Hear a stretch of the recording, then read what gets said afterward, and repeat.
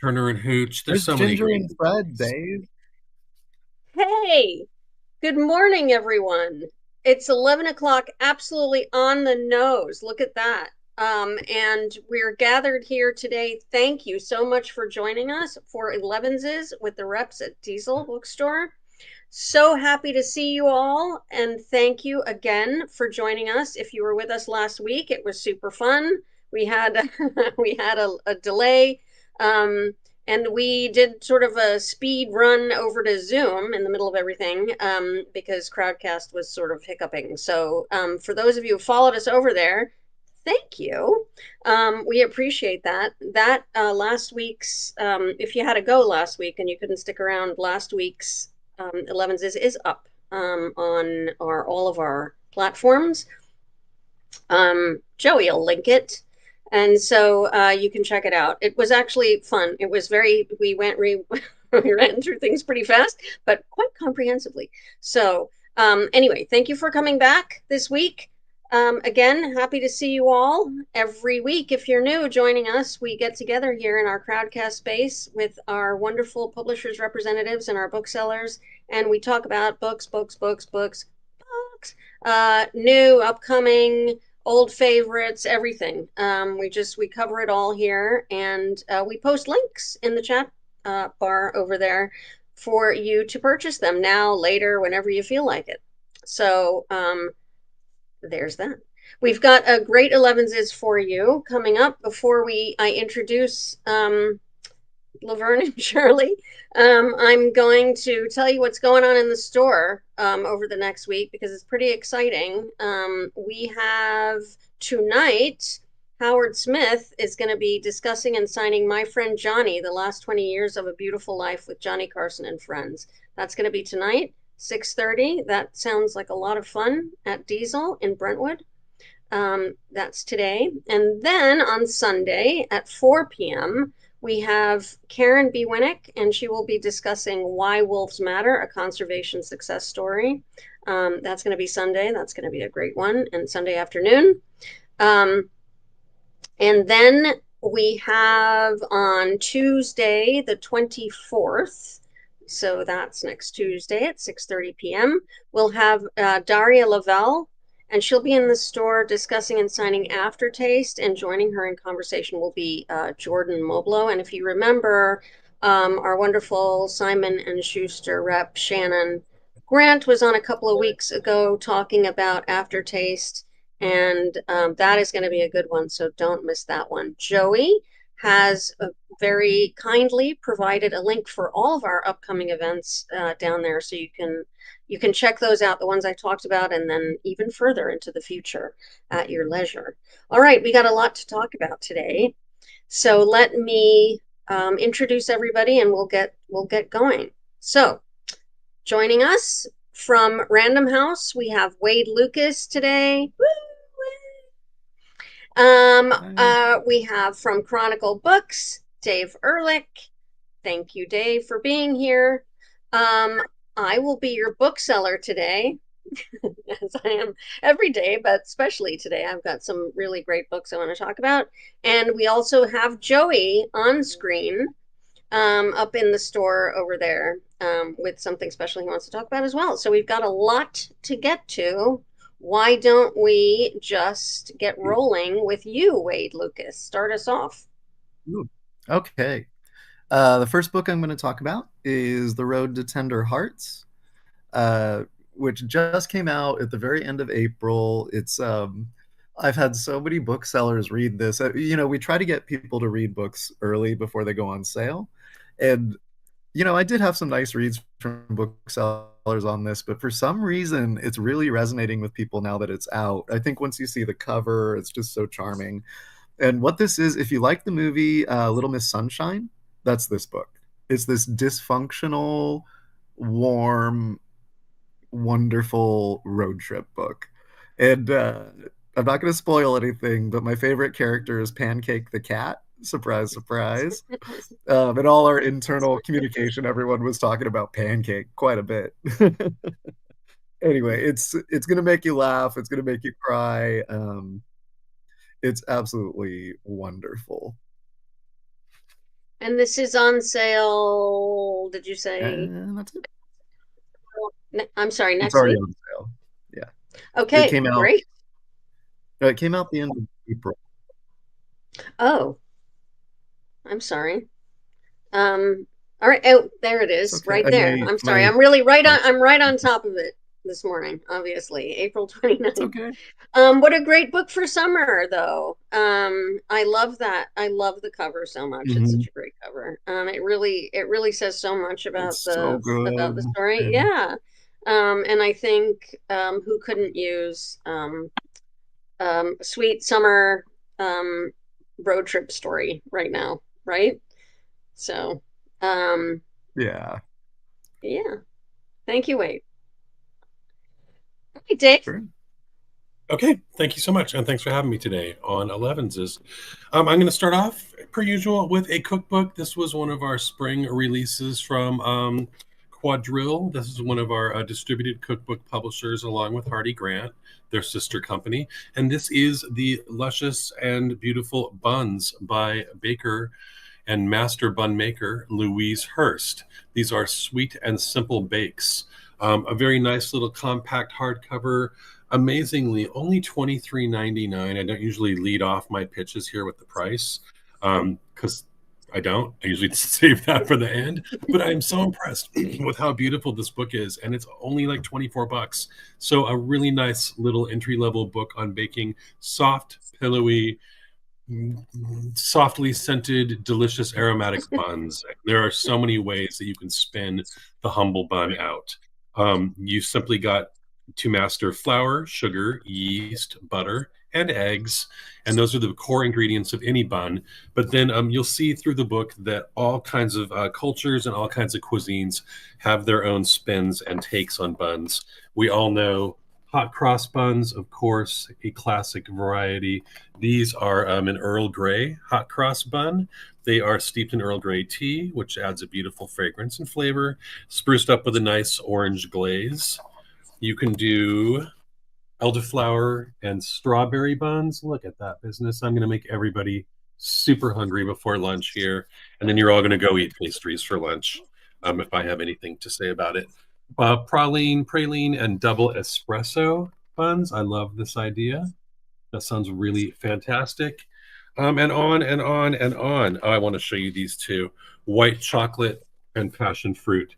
So, like I was talking to Deborah before we started, yeast is intimidating. Mastering the use of yeast is intimidating. But I think once you feel good about that and you have the basics in place, there's all kinds of ways to spin these out. Deborah also helped me out by pointing out that buns are very portable. They're a thing that you can make in multiples and take to a gathering, a picnic, whatever. So a very easily portable kind of bakery item. And there's just so many different varieties here. She walks you through selecting all the right ingredients, how to do a vegan dough that's like has great substitution, and then she goes back through the back of the recipes, and then gives you substitutions by each recipe to make them vegan friendly if you so want. Beautiful photography throughout, really nice step-by-step instructions, and something that any aspiring home baker can pull off. Buns from Louise Hurst. This is out now. Dave knows how excited I was when I saw that this book was on the way. I was immediately like, "Where's my buns? I need my buns." I do love a bun. I do love a good bun. And what I really like about this book actually is that it'll wind up being I've been baking for a long time and I've been making these kinds of things for a long time, and so a lot of it is I know already, but it doesn't matter. I think it's one of those books that'll wind up being on your shelf, that you just reach for. Oh, let me look here, if that's what you are feeling like making, and just grab it, even if you are already somebody who's experienced with baking and I do this before. A lot of great ideas, a lot of new ideas. And if you aren't, it's a great book to get started with.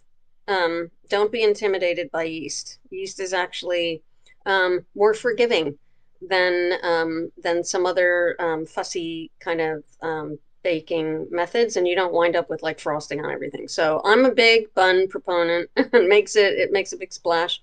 Um, and they're great. There's like endless variations you can do with buns. So I love this book. Extra plug from me, Dave. All right, I'm going to talk about a book now that came out. I'm sorry, was published. It came out. That's so not professional, right? It was published. It went on sale on June 10th, and that's How to Lose Your Mother, A Daughter's Memoir by Molly Jong Fast. And everybody knows, I think, or a lot of people are familiar with Molly Jong Fast. She's not only the daughter of very famous Erica Jong, right there in the photo with her, but also she is very active on various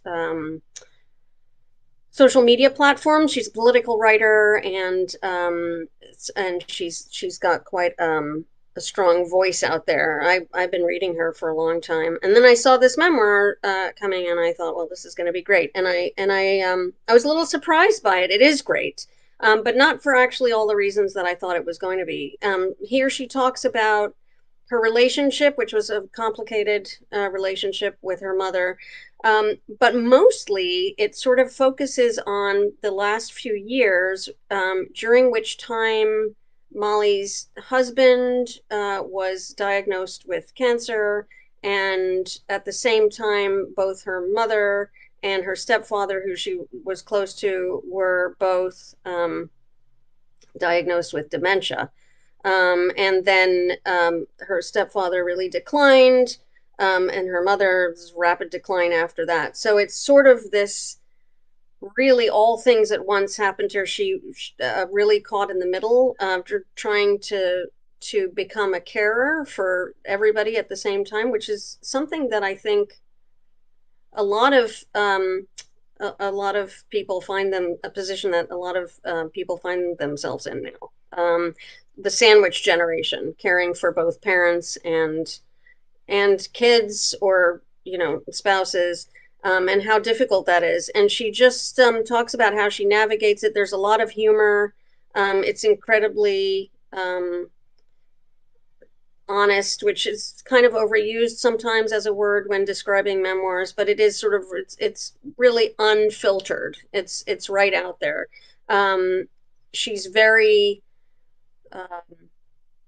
clear about what happened in her childhood, and it's not, of course, it was complicated.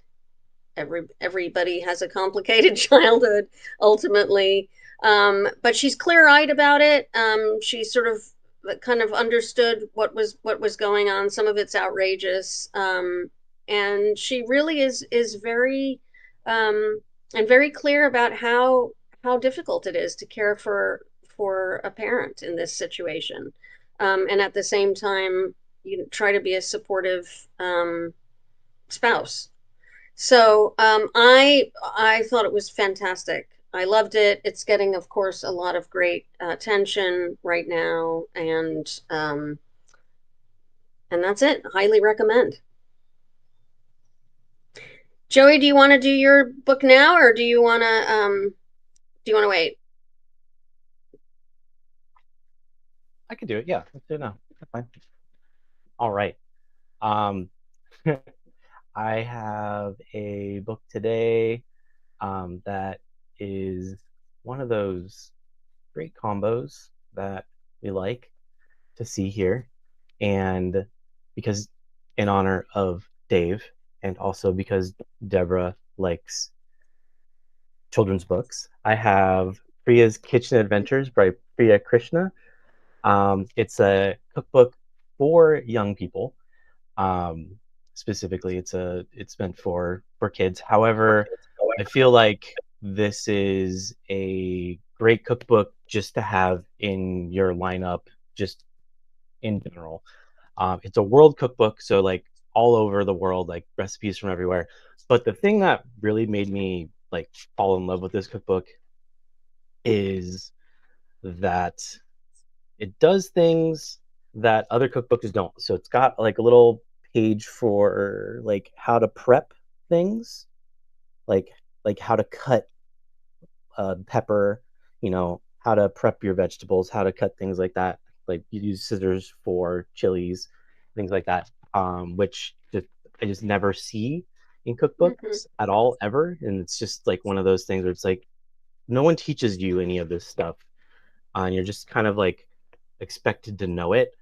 And then another thing that's great is that there's pictures of the prep of like each of the steps of what you're supposed to be looking for and looking at, when you are making any of these recipes. And just it's got such a great selection that even picky eaters will definitely find at least something in here that they would be excited about and they want to eat, but also just lots of things to be excited about all over the place. Find the chapter on the the chapter on the Japan cooking, like has bento boxes and how to like arrange and make a bento box, and uh, just so great. It's such a fun cookbook. I have this in my cookbook repertoire, quiver, what have you. Uh, yeah, Previous Kitchen Adventures. So Joey is right. I do love the kids, but I really is, and I love the cookbooks, but I especially love kids cookbooks because, like books that encourage kids and get them excited about reading, books that encourage kids and get them excited about eating, cooking is also being able to prepare their own food rather than buying it from a drive-through. I think is an amazing thing, and it is absolutely true that if you're excited about preparing it, I have been accused of being someone who focuses on the way food looks very intensely. Um, and that's true, I do, because as the saying goes, you eat with your eyes first. And if you look at something and it looks really appealing and delicious and beautiful, you want to eat it, and your sort of taste buds are predisposed to like it. And I think with kids and cooking, the more involved they are in the process and the more excited they are and the more sort of empowered they feel about creating food, the likelier they are to become good eaters and good and good cooks and good preparers of food and discriminating about ingredients and that kind of thing and understanding what they can do. So this is a absolutely fabulous book. And Christina says her son loves this book. How old is he, Christina? Your son? Because I'm just trying to think about an age group. He's 7. That's Yep. little. That's great. So, And also, I excellent. love that it doesn't talk down to Right. like here's how you prepare your food. It's not like a lot of cookbooks for kids are focused on like making sugary things. Like here's how to make pancakes with sprinkles, and it's like Right. that's that's while that's fun, it's not a you can't like build good eating or food prep habits out of that. And I Right. feel like having a good world cookbook just to be like even if you only eat one thing from every chapter, it's like you still eat one thing from every Right. chapter. Right. So But those again are habits that turn into lifelong, behavior. So thank you, Joey. Excellent. Wait. So, just to make Deborah happy, Oh, everyone's uh, happy today. I'm That's hey, really if Deborah ain't happy, ain't nobody happy, right? well. So I will do a kid's book. This is the animals in the national parks, and I'm kind of new to selling kids. They've added it to my sales bag, and 10 Speed, who traditionally is an adult publisher that does amazing cookbooks and amazing graphic novels, gift books, all that sort of stuff. They've expanded into kids and bringing all their expertise in, I mean, very quality design and all their uh, relationships with photographers, illustrators. So you're going to see a lot of cool kid stuff coming. This is my favorite right now, even though it's one of the first. Animals of the National Parks. It's so cute. I mean, I like a moose. Who Uh, doesn't like the moose? appropriate for us in Southern California, I guess. Anyway, it's just so cute, and it's an alphabet book. And if you're looking for something that's just charming, it's incredibly well made. While I read it, while I talk, Animals in the National Parks, and we also have the same artist is going to be designing kids games for us, like a little matching bingo set for the car, all sorts of cool things like that. And I think the national parks, especially these days, they're under threat, and we noted, I think we all kind of saw this trend during COVID and after the national parks blew up. People wanted to be outside, they wanted to be in nature, and those spaces now are under threat. And we don't have to go into that. But I just think it's a great book for kids, and keep the national parks front of mind with the next generation. Why not? So anyway, Animals in the National Parks, alphabet book, very cute, out now. Um, I'll talk about it. Yeah, you made me fired up about that. Go for I it. I was just reading. No, really, but you're absolutely right, Wade. Just the same with the cooking for kids. Keeping the national parks front of mind, and now it's summer, and this is a big time to go, especially since people are staying home being in the U.S. For vacations and check in. We have a lot of them Right. here in California, actually beautiful national parks, which are under threat not just from natural disasters or climate fueled issues, but they're being the latest thing I saw was that yeah, let's just sell them off to the highest bidder, and what could go wrong there? So yeah, having that be front of mind and having kids understand what's at stake, I think is great. And these are beautiful, beautiful illustrations. I love this book. It's a It's gorgeous really little book. pretty. Yeah. Yeah, Thank you, Wade. sure. Dave. Okay, thank you. And that's a really cool looking book, Wade. Very nice. They're gonna come be in competition with you, Dave, for like the Celebrating our matching national cards and parks. things like that. Okay, my next title. I know, more kids' books on the market, the better. They're never going to stop.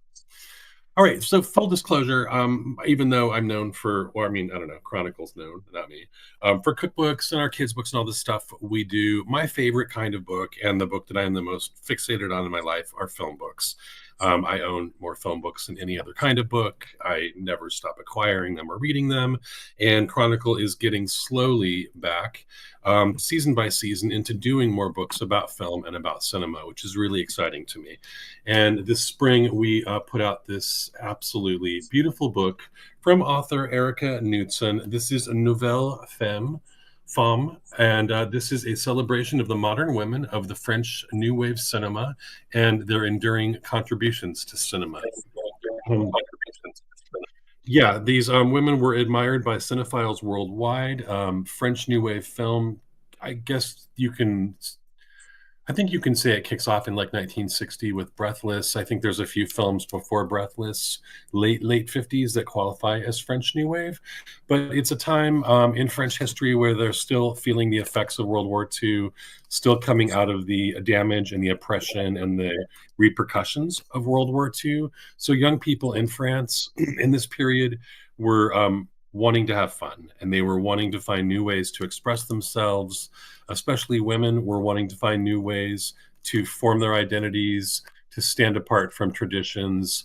And so much of that is reflected in French New Wave, and especially in the actresses that were kind of symbolic or really intrinsically linked to the French New Wave. And I'm going to give you a rundown of who some of these incredible women were. But this is a big, hefty, nice visual book. Really cool use of dot tone. I don't know if you can see all that in there. I love a dot tone pattern. With the actresses, these cool blow-ups of their faces throughout, like really bold and bright and cool imagery. I'm using film posters, stills of these actresses, archival interviews, and then just really smart and dense writing throughout. This is a really text-heavy book as well as being visual. Talking about like how these women made a difference. There are, the glamorous kind of like pinup, people like Brigitte Bardot, But then the movement really starts to change, and you get these women like Catherine Deneuve. You get, hang on, my knowledge is not enough that I can rattle off French names in my head. Of course, Jean Seberg from Breathless, Anna Karina, big name, Jean Moreau, etc. Anouk Ami, I'm probably saying her name wrong, Machta Merrill, etc.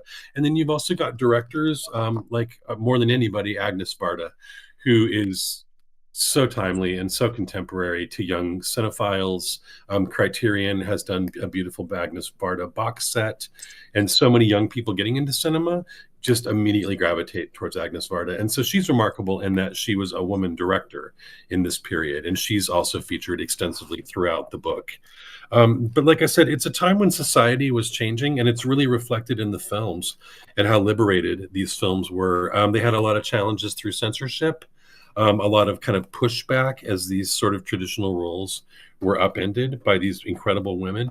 One of my favorite actresses in the world is Delphine Seyrig, and she is in, if you've heard of Chantal Akerman's Jean Dielman, which is a 70s film and not really part of the French New Wave. But Chantal Akerman is kind of an effect of the French New Wave. And this is Jean Dielman with the incredible Delphine Seyrig, who was a remarkable activist, incredible, like, just force of nature. There's archival interviews with her in here. She's a remarkable figure from this movement. Just like a really beautiful book that I can talk about for the next 20 minutes. And it also has created a list of films that I don't know and that I need to dig into and explore. So a beautiful book for a cinephile, a beautiful book for anybody getting into film of the kind of 50s, 60s into the 70s. Really authoritative and beautiful. Out now. What a gorgeous book, Dave. I love I do love your film books. I know that Dave and I have talked about Criterion before and about film books before. This is gorgeous. My mom was really into these movies, these films. I'm sorry, not movies. When I was very little, and she used to take me with her, and I guess she couldn't leave me alone or something. But I have all of these very early images of these this is like French New Wave films in my head, like Anouk Ami was one of her favorites. So really just so interesting. And then this sounds like there's a lot of like meatiness to the writing as well. So a lot of like you can really get into it, not just the photos. So what a great book. I'm sure going to be a very popular one in the store. So, we love our film books, right? So thank you so much, Dave. All right, the next book I'm going to talk about, I have one from June, which was the last one from July, and then my last one is in August. So I stretch it out a little bit. Anyway, this one goes on sale July 8th, which is really, it's like 3 weeks, so it's not too far from now. What the Night Brings by Mark Billingham. That's a Tom Thorne novel. Okay, so I don't know if y'all know about Mark Billingham. I feel like I have been getting people to read Mark Billingham for 100 years. I love him. He's great. They're like, Tom Thorne is his character, and you may have seen the Tom Thorne. There was at least one series with this detective on British TV that made it I think it made it to Netflix, which was fun, based on a few of his novels. But basically, this Tom Thorne is just a policeman, a London policeman, and he's friends with his weird coroner friend who's got all kinds of tattoos and piercings and tattoos, and is also gay, and that's his best friend, and the two of them. And then there's other satellite characters, and he's just gone through all of these novels with Tom Thorne, and this is the most recent one. He's done a few standalones as well. You can read this one without having read the others. I think you should read all of them because he's great. And if you've never heard of him before, I'm introducing you to him now, and you've got a whole bunch of books you can read. But this new one, if you are familiar with him, he's written a couple of standalones, and so he's back with Tom Thorne now. And this one is particularly atmospheric and great. He knows this character. He's lived with all of the other characters as well, and so they emerge really fully 3D. It's noirish. You really feel like you're there in London, I have to say. It's very place specific, even little neighborhoods in London. He really gets into it.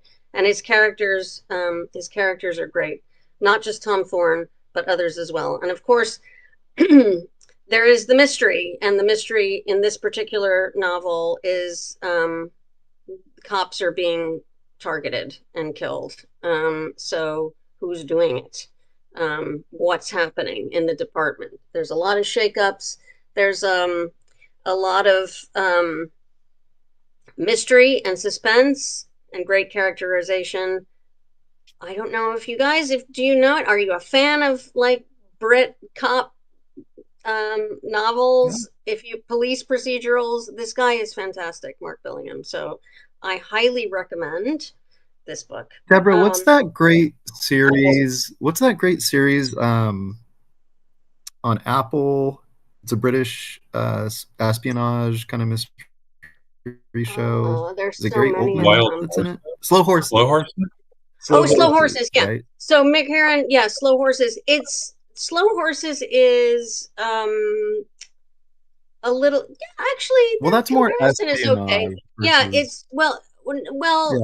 Yeah. I mean, it's definitely got the sort of like grittiness. I think Slow Horses is a little bit lighter. I mean, there's a little more humor in it than this one. This is a little bit darker, but that's a good comparison.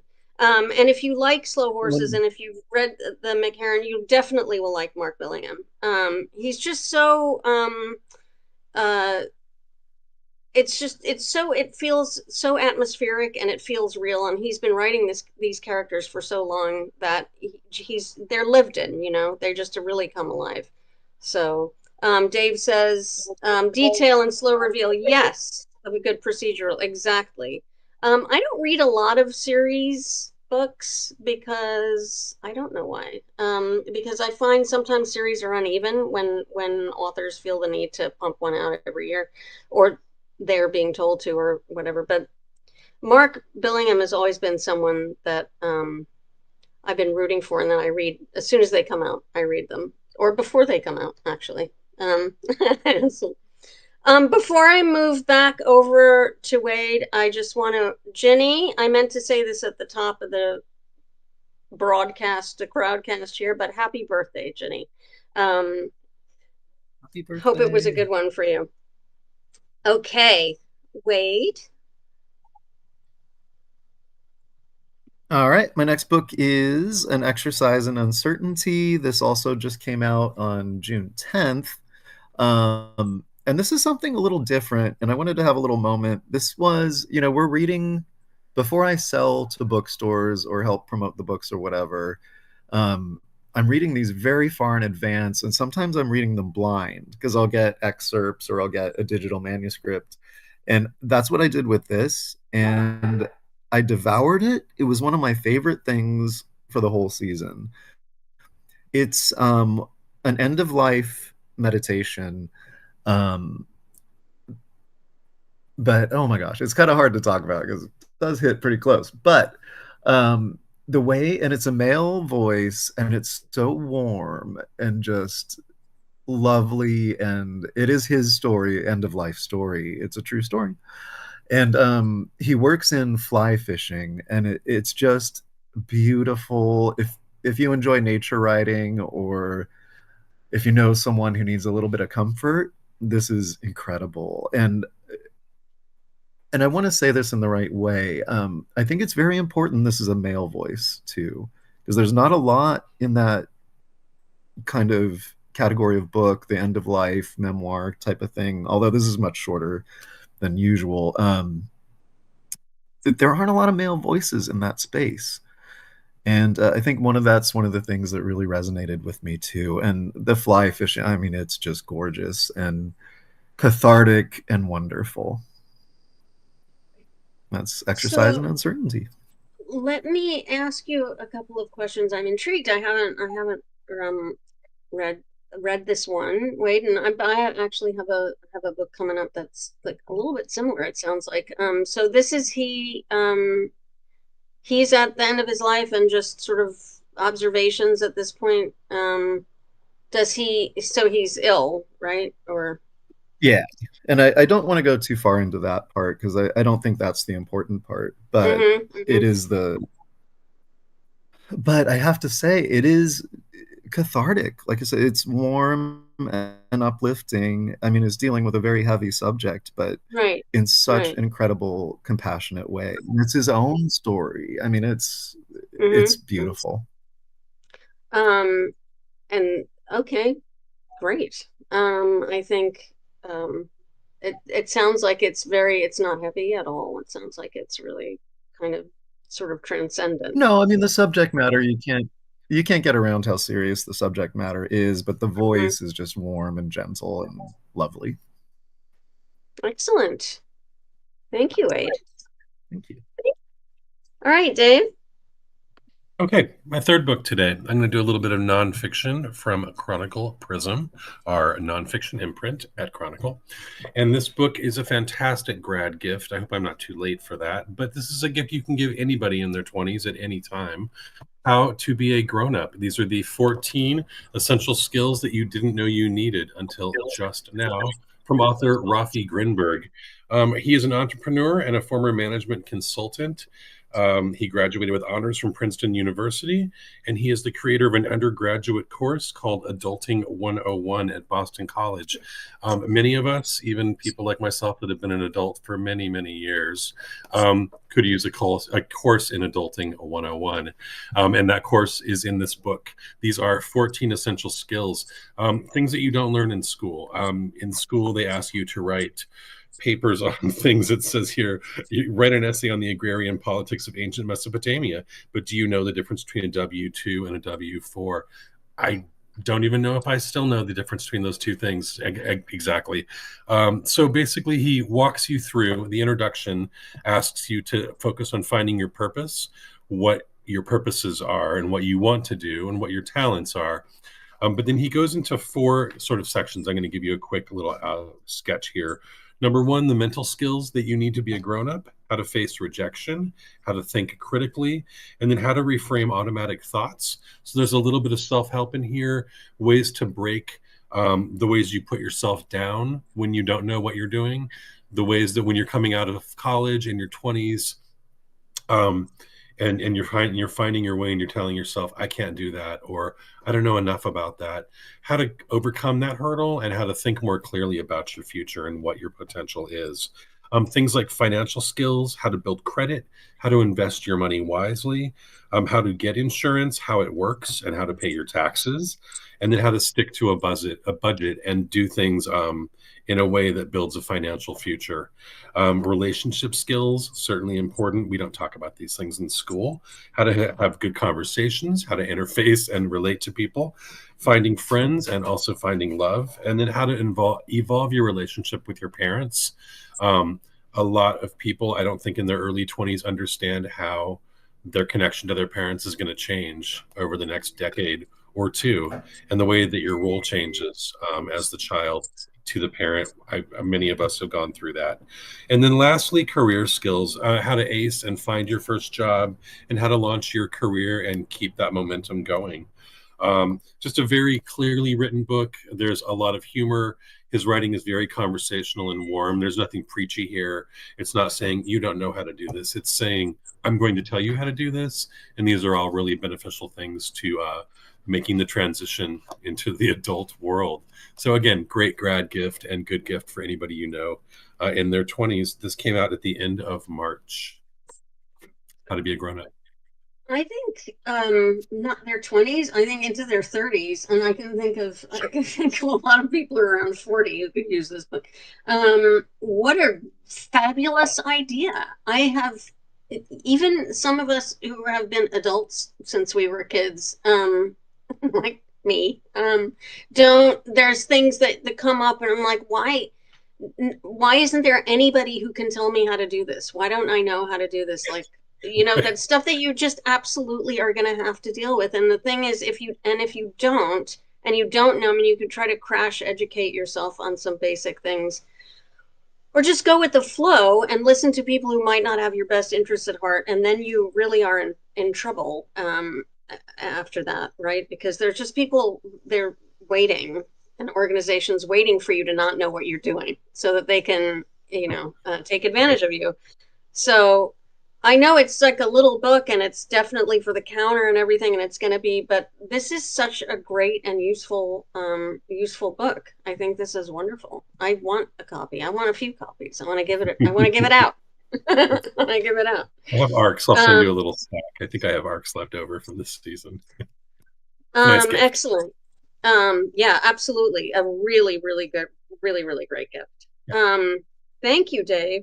All right, my last book of the day is this one, and this is not going to be on sale until August 5th, but you can pre-order it. We will have it, and that's not that far away. And I'm sorry to talk about something that you can't immediately get your hands on today. I hate that. But do pre-order it, and then when it shows up, you'll be really glad. And this is We Should All Be Birds, by Brian Buckby with Carol Ann Fitzgerald. It's a memoir, and Brian Buckby is a creative writing instructor and adventurer explorer.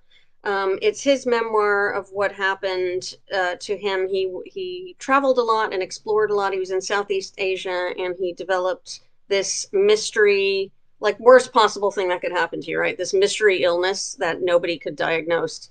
All kinds of a lot of the kinds of symptoms that you hear about with people who have long COVID, and the kind of people can't nail it down. But one of the hallmarks of this horrible, this debilitating disease is these intense migraines that plague him. Like, he can only escape from them by going to sleep, if he's able to go to sleep.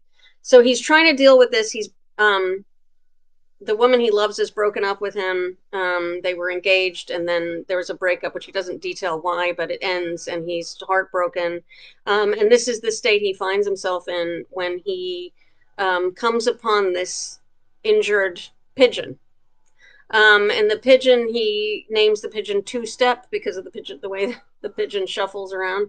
And the pigeon, like, sort of won't leave him, so he kind of takes it as a sign, and he takes the pigeon home. And he tries to get the pigeon to, like, a place, a bird rescue place or animal rescue. And they won't take the pigeon because pigeons are not in any way, they're considered pests or invasive species. So no one cares about pigeons or sparrows, right? And he's got this injured pigeon. So he he rescues the pigeon. And this pigeon, there's a relationship he develops with the pigeon. Then he's like, well, let's have some more birds. And he winds up having all of these birds in his house and rescuing all of these birds. And the first one, Two Step, finds a mate and, starts to develop a life. And Buckby starts preparing him to go back into the wild. And meanwhile, he's got this whole, like, bird sanctuary going on in his house. His condition is deteriorating, and people start sending him to psychiatrists because, they think it's all in his head. He can't get a diagnosis, but it's very real. And it's a sort of and then complicating everything is like the COVID lockdowns and all of that. So he's even more isolated. So he's a beautiful writer. He couldn't sit down. The headaches are so bad that he could not, physically type or do this on his own, so he dictates all of it to Carol Ann Fitzgerald, who he calls his editor, and she sort of puts questions, she puts it all together. She is not just a transcriber, but sort of a collaborator on the process. So the way it's written is it plays with form a little bit. It's not necessarily straightforward. So you have this kind of, like, these memories of all of these places that he's gone, these and beautiful descriptions of places he's gone and like vistas that he's seen, and how that, and then he really breaks down the illness, how it affects him, the melancholy over losing the love of his life, and then these amazing birds and the relationship that he develops with these birds, and the compassion that sort of flows back and forth, between him and these birds. And it is such a beautiful book. It really beautifully written. It's very, you almost feel like you're sort of in the dream with him, while you're reading it.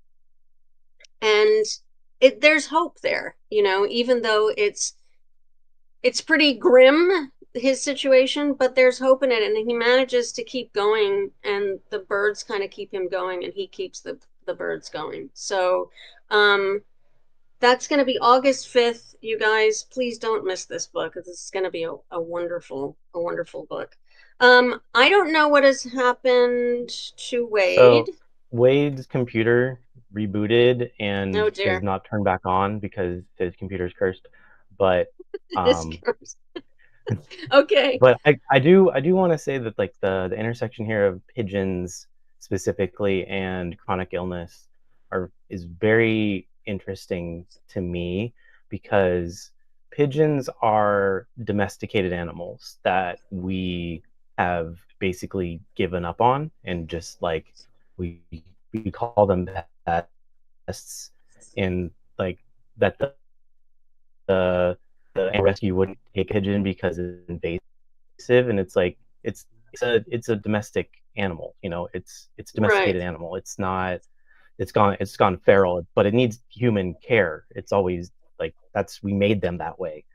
And that like the neglect of a thing that we have created, and then also the neglect of people in the same time, that like, because the illness isn't visible, that it doesn't count and it's not real, kind of thing, or it's like it's all in your head because they send him to a psychiatrist, right?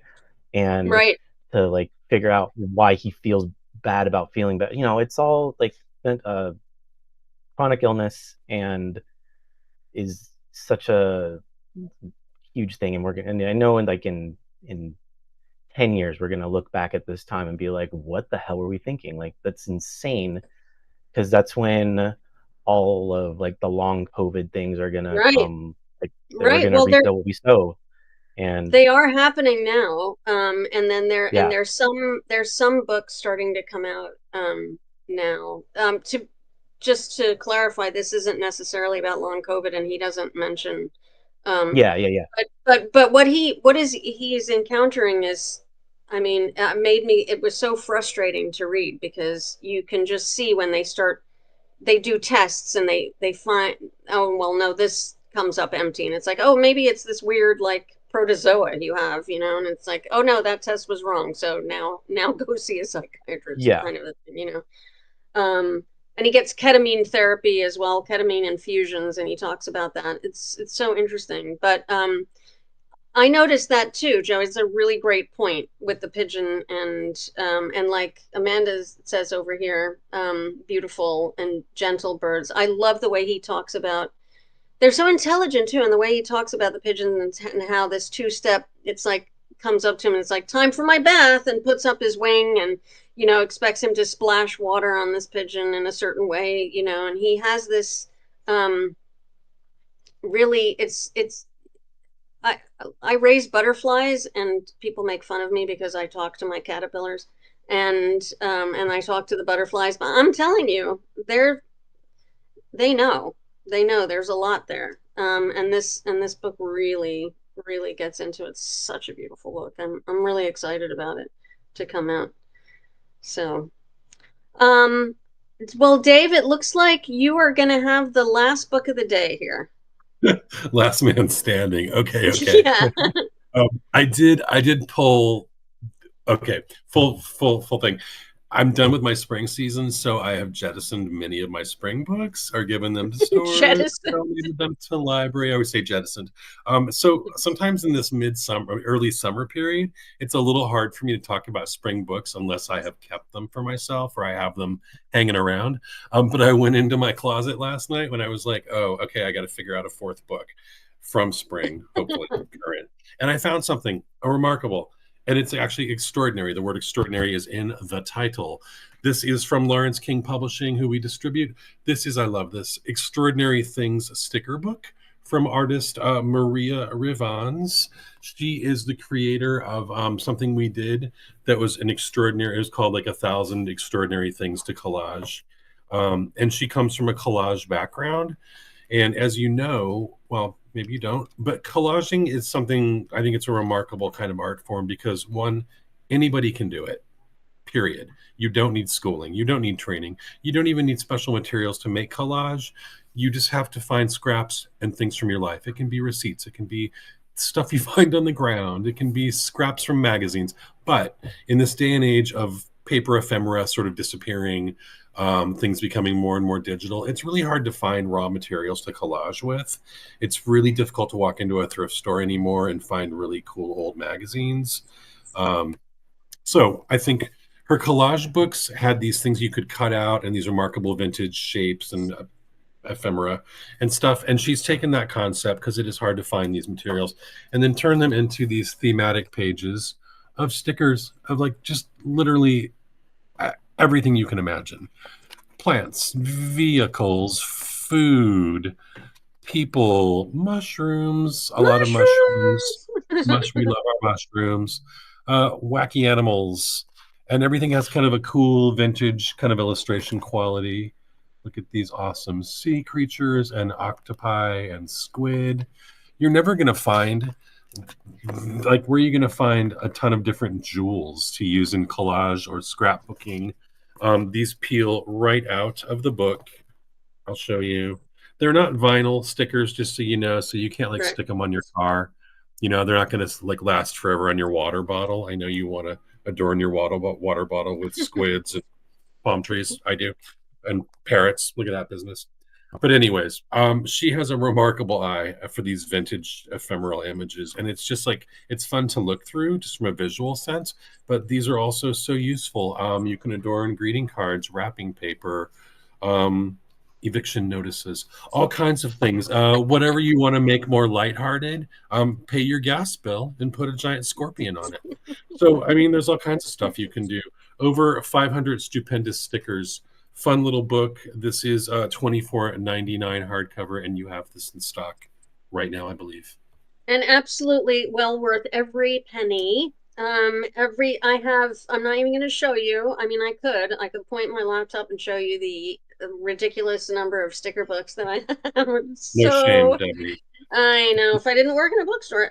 But I love stickers, and you said greeting cards, and actually when it got to be sort of a ridiculous number of sticker books, I decided to just buy blank cards and envelopes and make all of my own birthday cards and greeting cards of all kinds, and you can really Yeah. you can tailor them to the person that you're giving it to. It's great. And I does take a little time. You can also decoupage is another thing you can do. You can stick them on a tray or something, and then a little bit of Mod Podge or whatever it's Yeah, called, yeah. and then some shellac.